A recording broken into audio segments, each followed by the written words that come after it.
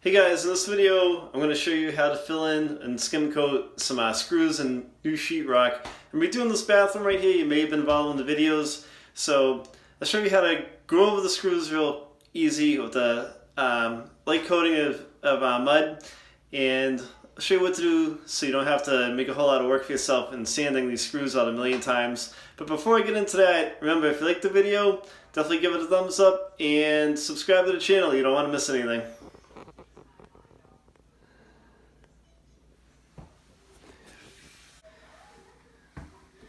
Right, so with your bucket of mud, you want to kind of get like a small spreader.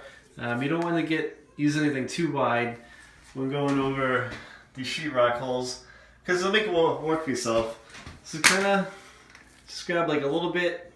You don't have to grab that much, just like a little bit on your spreader. Then come up to your screws and go over them real quick like that. You kind of get any excess off.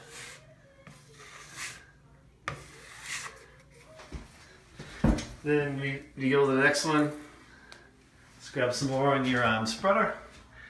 Then come on over and fill these all in real quick.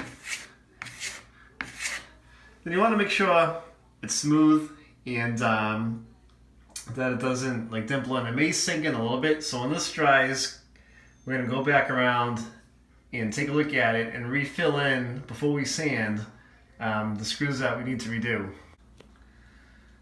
Alright, so once the mud dries on the sheetrock, if you have like a little hole like this, you need to fill in a little more.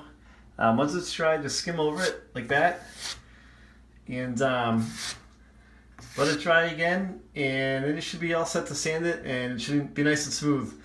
So it's an easy way to kind of skim over and fill in all your screw holes. You don't want to mud it, sand it. You'll cause 10 times the work for yourself. So this is a pretty easy way to do it. You just kind of go and skim coats. It'll go a lot faster for you with a lot less work.